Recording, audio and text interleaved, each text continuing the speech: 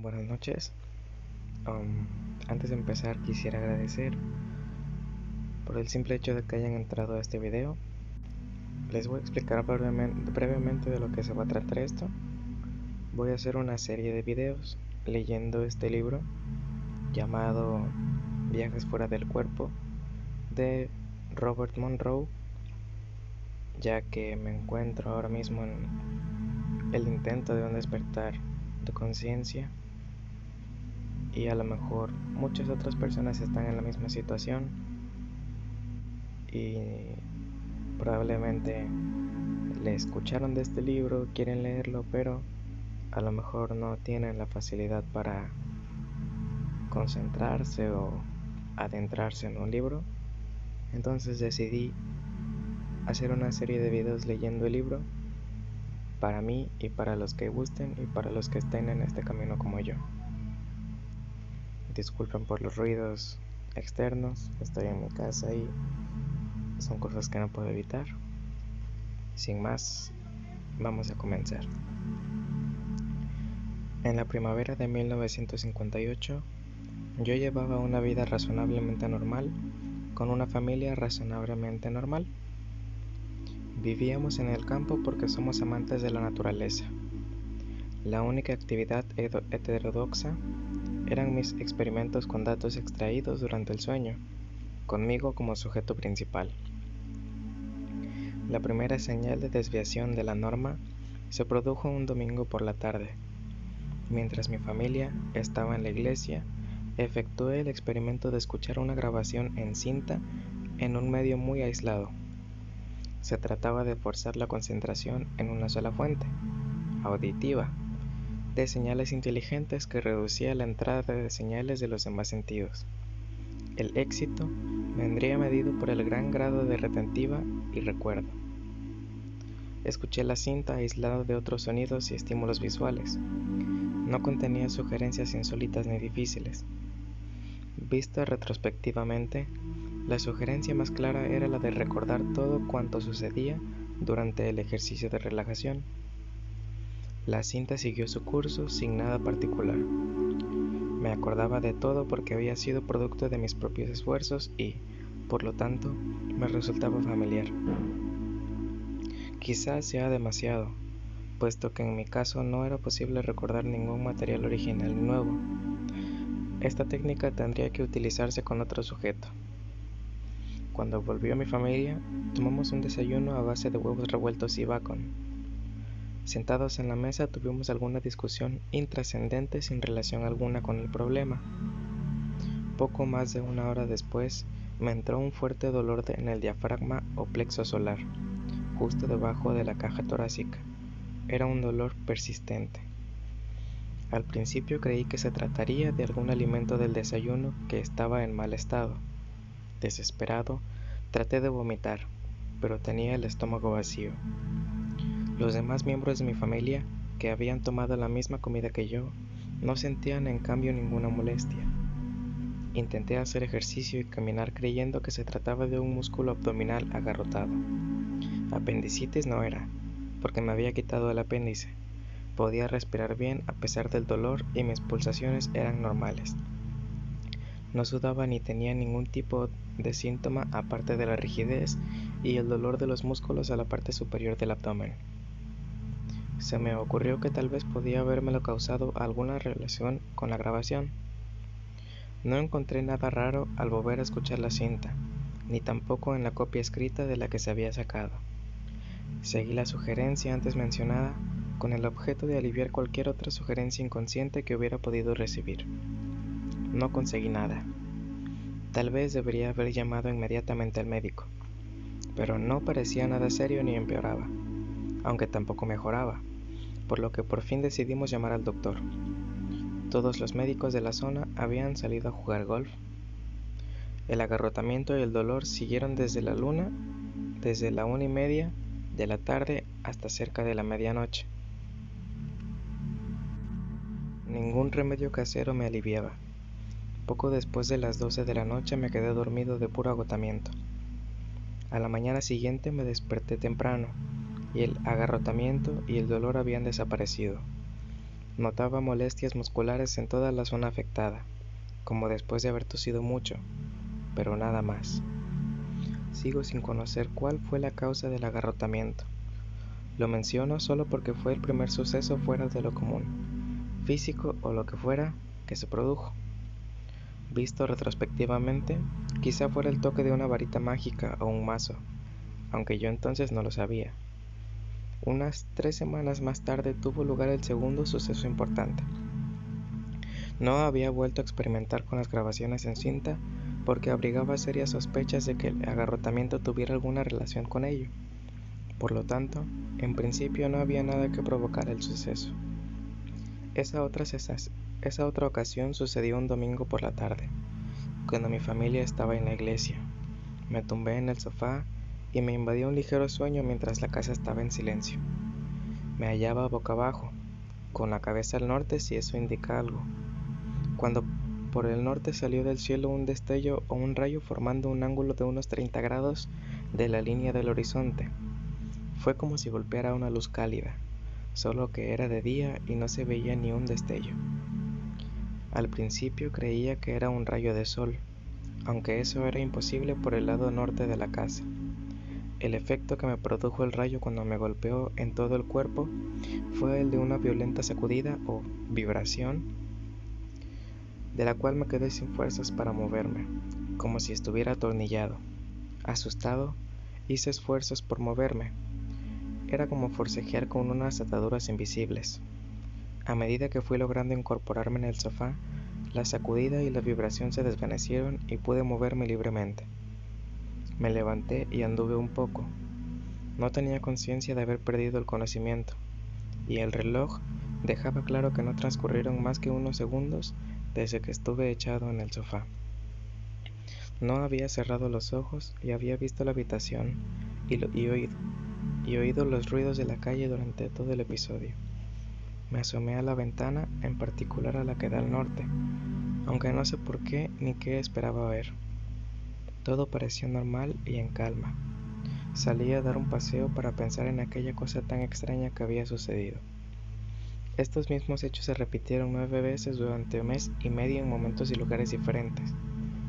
El único elemento común era que empezaba nada más echarme a descansar o a dormir. En cuanto me esforzaba por incorporarme, la sacudida se desvanecía. Aunque mi cuerpo notaba la sacudida, yo no veía pruebas tangibles. Mis limitados conocimientos de medicina apuntaron a muchas posibles causas. Pensé en la epilepsia, pero sabía que los epilépticos no tenían recuerdos ni sensaciones en sus ataques. Además, sabía que la epilepsia es hereditaria y que se manifiesta a temprana edad, lo cual no era mi caso. La segunda posibilidad era un trastorno cerebral del tipo de desarrollo de un tumor. Los síntomas no eran los normales, pero cabía la posibilidad. Acudí temeroso al médico de la familia de toda la vida, el doctor Richard Gordon, y le expuse los síntomas. Como internista, él debía tener la respuesta pertinente. Además, conocía mi historia clínica. Tras un reconocimiento general, el doctor Gordon sugirió que yo había estado trabajando en exceso, que durmiera más y que perdiera algo de peso. En resumen, no detectó en mí ni un problema físico. Se rió de la posibilidad de un tumor cerebral o de que padeciera epilepsia. Le creí y regresé a casa aliviado.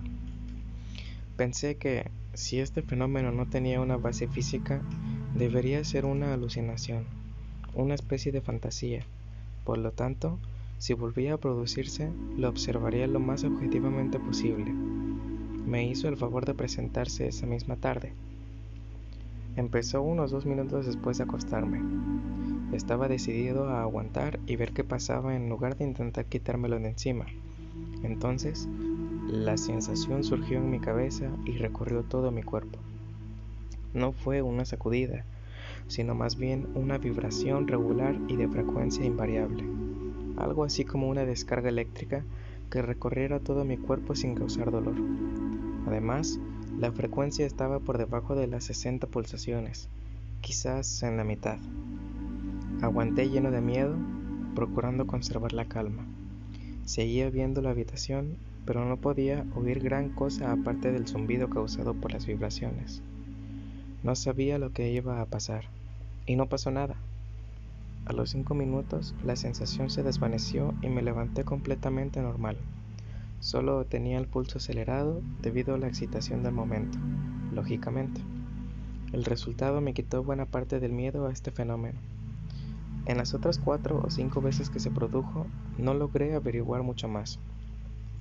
Al menos en una ocasión adoptó la forma de un anillo de chispas de unos 70 centímetros de diámetro, con el eje en el centro de mi cuerpo. Podía distinguir perfectamente el anillo si cerraba los ojos.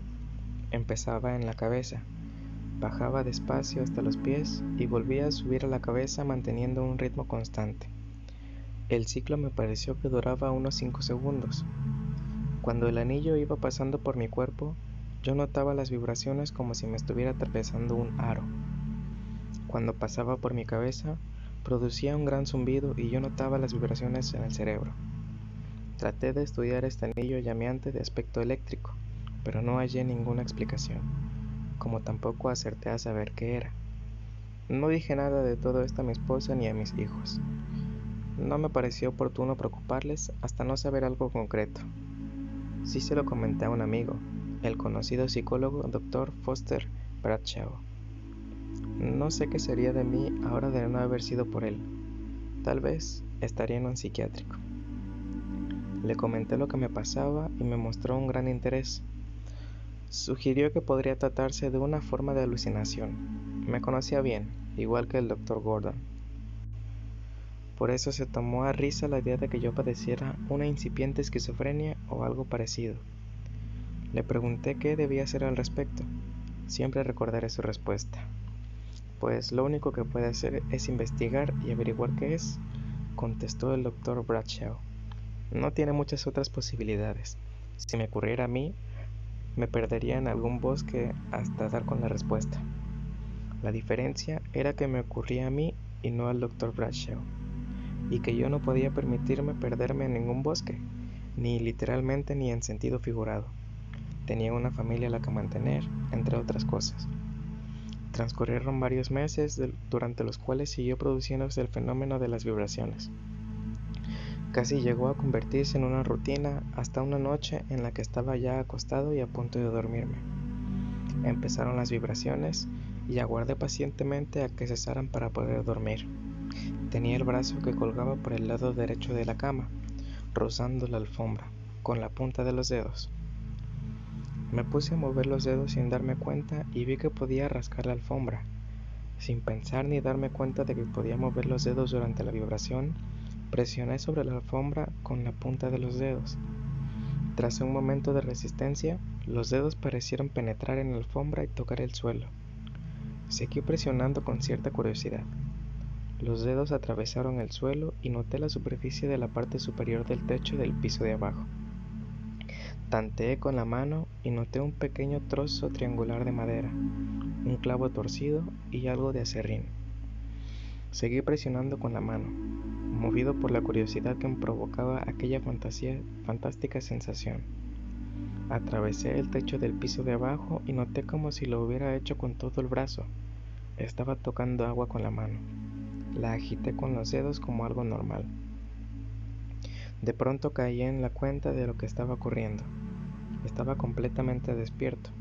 Podía ver por la ventana el paisaje bañado por la luz de la luna. Podía verme a mí mismo echado en la cama, con las mantas por encima y la almohada debajo de la cabeza, y el pecho subiendo y bajando al ritmo de la respiración. Las vibraciones continuaban, aunque con menor intensidad. Sin embargo, increíblemente, estaba jugueteando con la mano en el agua, y notaba que atravesaba el suelo con el brazo. Era evidente que estaba completamente despierto, pero la sensación seguía allí. ¿Cómo podía estar despierto al mismo tiempo que soñaba?